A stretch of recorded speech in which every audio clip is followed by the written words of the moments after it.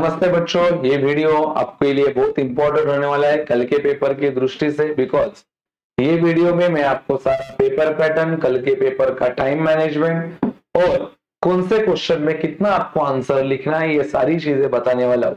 तो वीडियो अंत तक देखना, आपके बहुत सारे क्वेश्चंस का सॉल्यूशन आपको ये वीडियो के अंदर मिल जाएगा।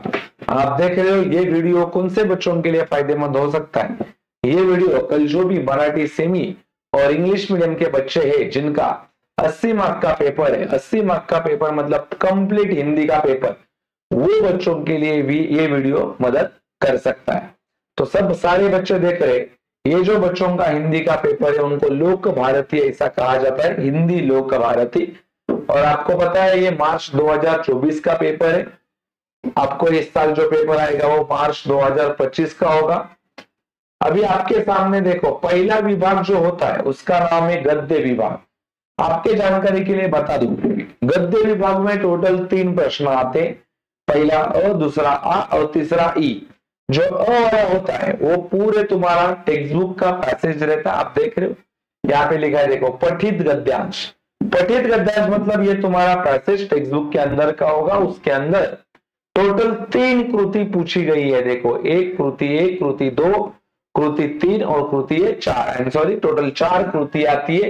ये चारों कृति लगभग 8 मार्क के लिए रहती है। देखो आपके सामने यहाँ पे लिखा है, देखो पहला कृति 2, दूसरा कृति 2, तीसरा 1 और 1 मिला के 2 और चौथा कृति टोटल 2, मतलब ये 8 मार्क के लिए पहला पैसेज आता है। सर इसका सीक्वेंस कैसा रहता है? पहला जो कृति रहता है वो पैसेज से ढूंढ के लिखना है, जिसका नाम है आकलन। आकलन मतलब क्या? पैसेज रीड करो, आंसर ढूंढो और लिखो। आपको एक क्वेश्चन भी लिखना पड़ेगा, सामने आंसर लिख के उसको अंडरलाइन करना पड़ेगा। देखो ये भी होता है दूसरा, वो भी आकलन होता है जिसका आंसर आपको पैसेज से मिलेगा। उसके बाद में ये जो रहता है, ये तीसरा कृति, ये शब्द संपदा के बारे में रहता है।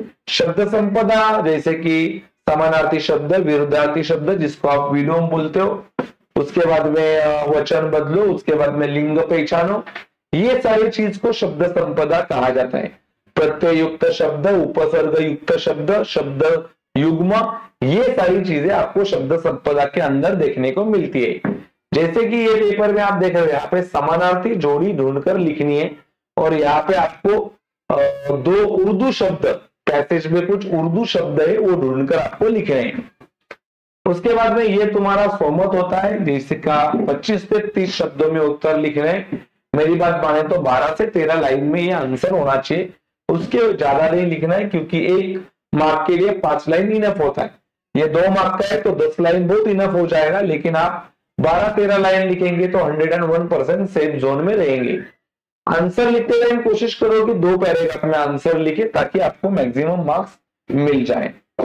फिर ये अगला पैसेज आपके सामने लिखा है, मैंने बोला देखो यहाँ पे लिखा है पठित गद्यांश, मतलब ये भी पैसेज पूरा तुम्हारे टेक्स्ट बुक के अंदर रहेगा, जिसके अंदर सेम क्वेश्चन 4 कृति पूछी जाएगी। देखो 1, 2 और फिर यहाँ पे 3 और ये 4, सेम सीक्वेंस। पहले का आंसर आपको पैसेज में मिलेगा। आपको अच्छे से पैसेज रीड करना है, आंसर लिखना है, ये क्वेश्चंस भी लिखे हैं, सामने उसके आंसर लिख के अंडरलाइन करनी। फिर ये भी आपको ये डायग्राम बनाने का है, पूरा डायग्राम आप पेन से बनाएंगे और आंसर को लिख के आप उसको अच्छे से अंडरलाइन करेंगे। ये भी डायग्राम पूरा पेन से बनाया जाता है, ये बात ध्यान रखना। बहुत सारे बच्चे पेंसिल से डायग्राम बनाते हैं, मार्क्स गवाते, कंपलसरी पेन से बनाने का है। फिर ये आपके सामने है, यहाँ पे तुम्हारा शब्द संपदा वाला क्वेश्चन, शब्द संपदा वाला नंबर 3। आपको पता है शब्द संपदा में मैंने अभी कुछ टाइम पहले समझाया कि उपसर्ग युक्त शब्द, प्रत्यय युक्त शब्द, समानार्थी शब्द, विरुद्धार्थी शब्द, वचन बदलो, वचन पहचानो, लिंग बदलो, लिंग पहचानो, शब्द युग्म, ऐसे सारी चीज आ सकती है। यहाँ पे उपसर्ग युक्त शब्द और यहाँ पे प्रत्यय युक्त शब्द आपको लिखना है। फिर यहाँ पे शब्द युग्म ढूंढकर लिखना है और उसका अर्थपूर्ण वाक्य में प्रयोग करना है। ठीक है, यस। करोगे दान पाओगे समाधान, इस विषय के ऊपर आपको आपके विचार व्यक्त करने। करोगे दान पाओगे समाधान, तो ये तुम्हारा पर्सनल रिस्पॉन्स वाला क्वेश्चन है, जिसको आपको आपके मन से आंसर लिखना है। फिर ये आपके सामने अपठित गद्यांश, अभी अपठित गद्यांश मतलब ये अनसीन पैसेज होता है, ये आपको बुक के बाहर का पैसेज आता है और ये कितने मार्क्स के लिए आता है? देखो ये एक्टिविटी 1 और एक्टिविटी 2 ये खाली 4 ही मार्क्स के लिए आता है। ओनली 4 मार्क का ये आपके सामने क्वेश्चन है। इसका आंसर आपको पैसेज से ढूंढ के लिखना है। और ये जो आपका क्वेश्चन है, देखो ज्ञान देने से ज्ञान बढ़ता है, ये आपका पर्सनल रिस्पॉन्स वाला क्वेश्चन है। इसका आंसर आपको पैसेज से नहीं मिलेगा, ये आपको आंसर खुद के मन से लिखना है, ठीक है। फिर आपके सामने विभाग 2 है, ये पद्य विभाग है जो आपको 12 अंक के लिए पेपर में आएगा। देखो ये पठित पद्यांश लिखा है, मतलब ये बुक के अंदर की पोएम होगी और जिसके नीचे आपको ये क्वेश्चंस पूछे, उत्तर दीजिए। देखो ये जो आपको क्वेश्चन है इसका आंसर आपको पोएम से मिलने वाला है, मतलब यह आकलन का क्वेश्चन है। फिर ये जो सेकेंड है, ये आपका विलोम शब्द की जोड़ी ढूंढकर लिखनी है। आपको पता है विलोम क्या होता है? विलोम मतलब अपोजिट शब्द जो आपको पोएम से ढूंढकर लिखने हैं, ठीक है। फिर यहाँ पे वचन पहचानने का है, मतलब आपको मालूम पड़ा कि इसमें टोटल 1, 2 और 3 क्वेश्चन आते हैं। उसमें से जो सेकेंड वाला है वो शब्द संपदा रहता है, पहला वाला आकलन रहता है, ठीक है। और ये जो तीसरा वाला है ये आपका सोमत है, मतलब आपको ये पर्सनल रिस्पॉन्स देके आंसर लिखना है। सॉरी ये पोएम में नहीं रहता, वो पैसेज में रहता है। यहाँ पे आपको सरल अर्थ लिखना है, मतलब ये जो पोएम है, ये पोएम में कुछ लाइंस दी जा गई है और ये लाइंस का आपको यहाँ पे सरल अर्थ लिखना है। जैसे कि उपरयुक्त पद्यांश से अंतिम 4, अंतिम मतलब यहाँ पे जो लास्ट की 4 लाइनें हैं, 1, 2, 3, 4, ये 4 लाइन का आपको यहाँ पे मीनिंग लिखना है। फिर आपको दोबारा एक पठित पद्यांश दिया है, मतलब ये भी आपको बुक के अंदर का पोएम होगा और इसका आंसर पोएम से ढूंढकर लिखना है। जैसा मैंने बोला, ये आपको शब्द संपदा वाला कंसेप्ट आता है, दोनों शब्द संपदा है। इसका आंसर आपको बहुत सारे टाइम पोएम से ढूंढकर ही लिखना होता है और बहुत सारे टाइम आपके मन का भी लिखना। वो बोलते डायरेक्टली पद्यांश में ढूंढकर लिखो तो पोएम में मिलेगा। अभी लिंग पहचान कर लिखिए, ये तो पोएम से नहीं मिलेगा, ये तो अपने मन से लिखना पड़ेगा। उपयुक्त पद्यांश से क्रमशः किन्हीं 2 पंक्तियों का सरल अर्थ लिखो। देखो अभी देखो यहाँ पे टोटल बहुत सारी लाइन्स है, कोई भी 2 लाइन्स का आपको मीनिंग लिखना है, लेकिन क्रमशः मतलब पहला दूसरा ही होना चाहिए, दूसरा तीसरा ही होना चाहिए। आप दूसरा और फिर 5वां ऐसा नहीं लिख सकते, ठीक है। मतलब आपको मालूम पड़ा कि यहाँ पे आपको सरल अर्थ पूछा जाता है, यहाँ पे आपको सोमत वाला कंसेप्ट पोएम में नहीं है। फिर ये जो अगला विभाग है आपका, ये विभाग क्रमांक 3 है, जहां पे आपको मालूम पड़ेगा ये तुम्हारा पूरक पठन है। पूरक पठन वाला विभाग आपके सामने, इसमें आपको 2 क्वेश्चन आते 4-4 मार्क्स के लिए। यहाँ पे देखो 1, 2 और ये, और यहाँ पे भी आपको 2 आते 4 मार्क्स के लिए। ये जो पूरक पठन है नॉर्मली 2 टाइप्स का पूरक पठन होता है, एक तुम्हारा स्टोरी वाला रहता है, एक पोएम वाला रहता है। तो ये जो है ना, ये वाला, ये आपको स्टोरी वाला रहेगा और ये जो पूरक पठन है वो आपका पोएम वाला रहता है।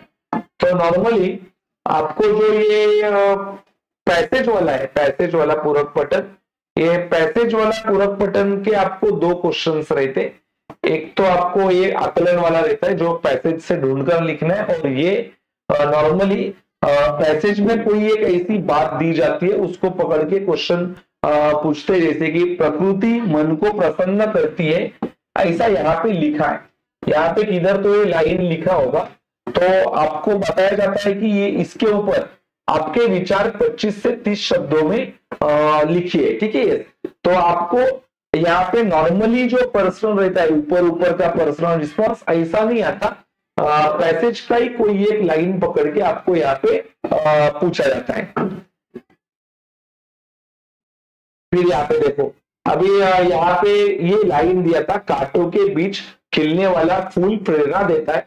तो वही चीज के ऊपर यहाँ पे देखो ये वाला लाइन यहाँ पे है, और उसी चीज का आपको यहाँ पे लिखना है, वर्णन करना है। मतलब आपको यहाँ पे क्या समझा, इस विषय के ऊपर आपको विचार व्यक्त करने हैं, ठीक है। तो नॉर्मली बहुत सारे बच्चे क्या करते हैं, ये लाइन जो है उनका मीनिंग पहला प्रिपेयर करके जाते। अगर लाइन का मीनिंग आपने सही से प्रिपेयर किया रहेगा तो आप इसका आंसर लिख पाते हो।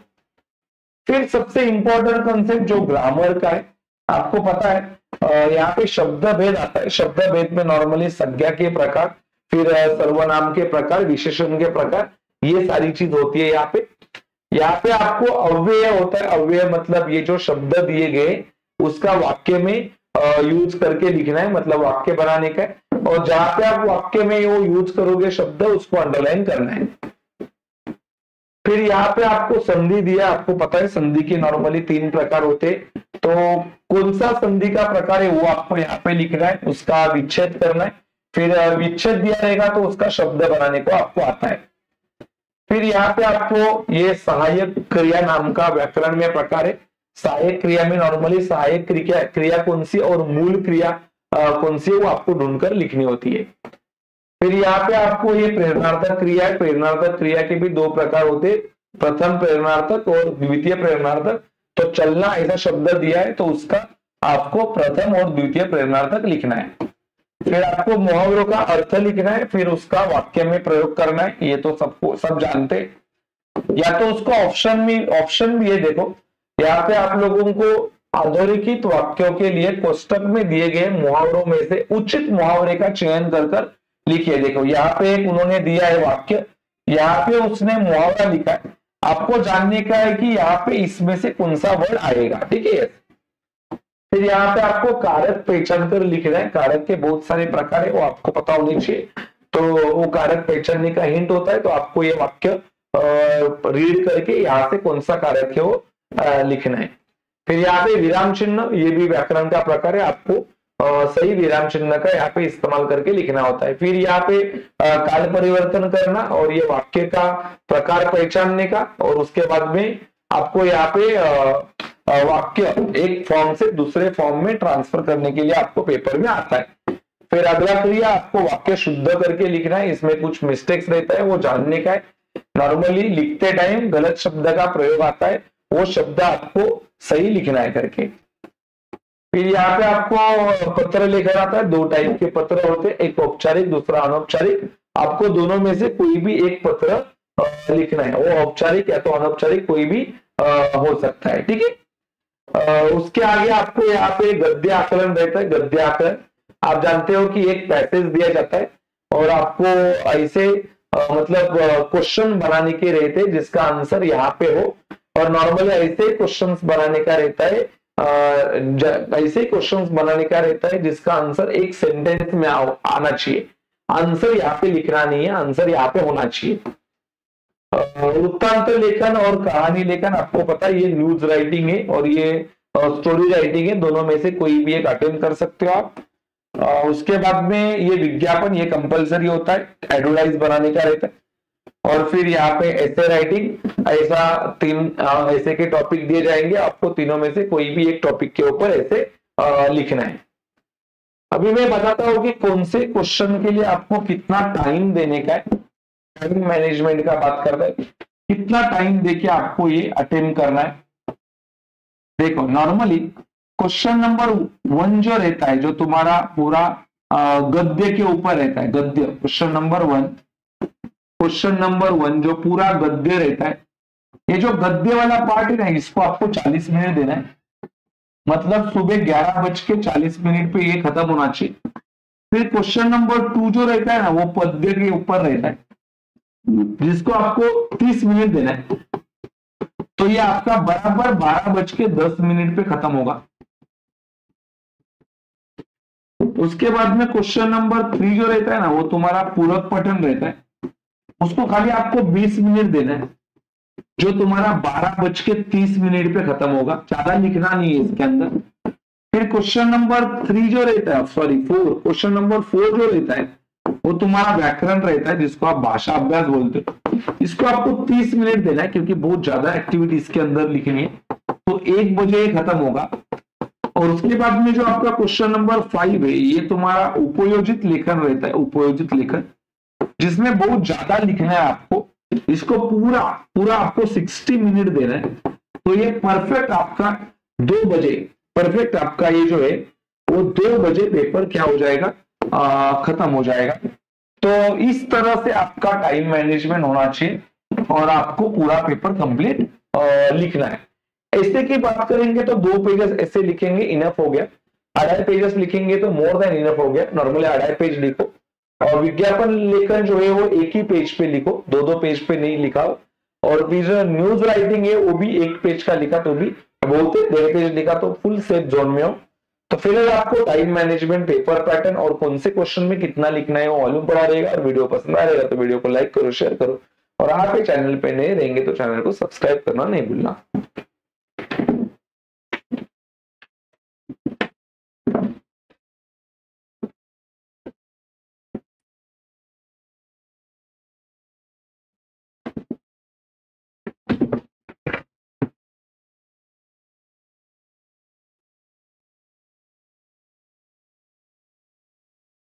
हेलो, कौन है इधर? हाँ तो तेरे को मालूम है ना कि अगर मैं इधर रिकॉर्डिंग करने आया हूँ तो दोनों चाबी इधर रख के जाता है। कौन सा काम तो मेरा हल्का करता है वो जरा बता ना कम से कम। इधर मैं रिकॉर्डिंग कर रहा हूँ, 50 बच्चे इधर आके ठोक ठोक कर रहे हैं।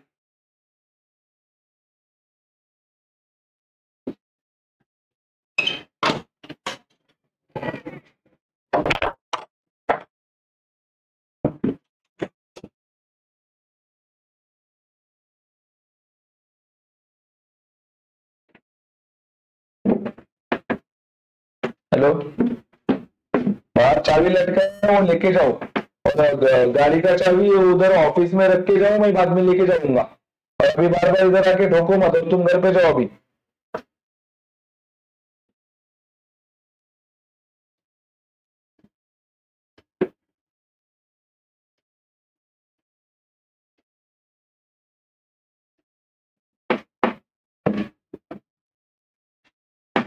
वीडियो की लौड़ी लगा दी।